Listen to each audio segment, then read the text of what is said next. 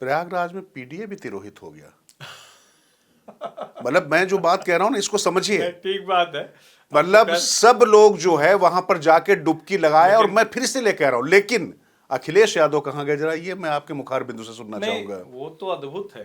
देखिए, पहली बात तो है कि अखिलेश जी के चाचा जी का कोई निधन हुआ था, उनके अंतिम संस्कार के बाद श्रद्धांजलि वहाँ उनको रहे थे, उनको विनम्र श्रद्धांजलि। लेकिन सोचिए कि जो समाजवादी पार्टी से जुड़े, उसकी जो आईटी सेल रही, वो क्या क्या डोले शोले हैं, जिसे कोई अखिलेश यादव मुख्यमंत्री के लिए नहीं, वो किसी बॉडी बिल्डिंग कंपटीशन में जा रहे हैं। कंपटीशन, शारीरिक सौष्ठव प्रतियोगिता, वो इंडी ब्लॉक का कंपटीशन है ना। तो अब राहुल गांधी डोले दिखाते हैं, राहुल गांधी दिखाते हैं, तो वही तो आपस में तो कंपटीशन चल रहा है। है। ये वाला भी एक मसला है।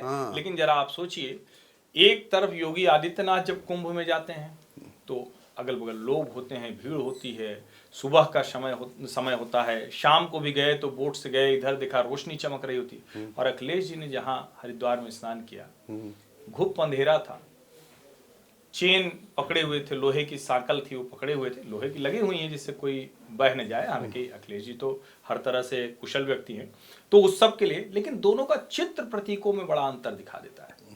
और इसीलिए मैं बार बार ये कहता हूं कि कोई भी ऐसा काम नहीं करना चाहिए। लेकिन उनके जो आईटी सेल के लोग थे, उनके जो समर्थक शुभचिंतक लोग थे, उन्होंने उस फोटो पर भी बहुत कुछ चलाया कि देखिए, अभी योगी होते तो उनको ठंडी लग जाती, वो तो टोपा लगा के रहते हैं, टोपी लगा के रहते हैं। अब मतलब ये सब जब आप करेंगे तो जाहिर है फिर जो आप जिसको चिढ़ाएंगे वो तो कुछ न कुछ करेगा। नहीं, देखिए एक चीज है हर्षवर्धन, सबसे बड़ी बात है, देखिए मुझे लगता है कि जो सनातन संस्कृति के जो कुछ अपने जो कर्मकांड है, उसमें अंतिम कर्मकांड है, अखिलेश जी वहां पर गए, उचित काम किया, सभी जाते हैं, जाना चाहिए। उसमें मैं फिर कह रहा हूं, एक बार फिर से उनको, उनके चाचा जी को विनम्र श्रद्धांजलि, और उनके परिजनों को हमारी तरफ से, मतलब जो है पूरी तरीके से हम उनके साथ खड़े हुए इस घड़ी में। लेकिन इसके साथ जो राजनीति हुई है, देखिए या तो आप आस्था में हैं या नहीं है, क्योंकि कम्युनिस्ट अगर नहीं मानते हैं तो मत मानिए ना, कोई आवश्यकता नहीं, क्योंकि हम तो ऋषि चारवाक को भी ऋषि लगा देते हैं, वो जिस पे नहीं करते, तो इसमें कोई दिक्कत नहीं।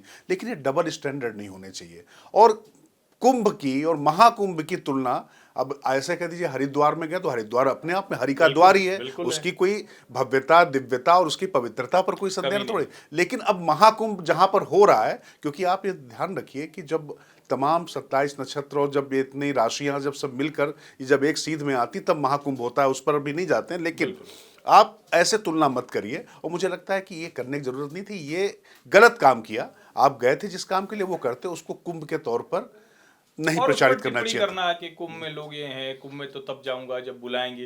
राम मंदिर भी वो अभी तक नहीं गए कि राम जी नहीं बुला रहे हैं, उनकी मर्जी, मुझे उससे, देखिए मुझे उससे आपत्ति नहीं है, मैं फिर कह रहा हूं मुझे उससे आपत्ति नहीं है। लेकिन आप दूसरों का मजाक उड़ाना बंद करिए, और कम से कम जो सनातन संस्कृति और जो आस्था का मतलब है, आपको जो मनो करिए, लेकिन दूसरों को आप निम्नतम मत दिखाइए। आपको महाकुंभ में तमाम जो कमियां दिखी, आपने बहुत अच्छा काम किया, साधुवाद, आपने उनको उजागर किया, सरकार का काम है उसको उठाए, लेकिन आस्था के साथ इस तरीके से चीजें खिलवाड़ मत करिए। बस इतना मेरा कहना है।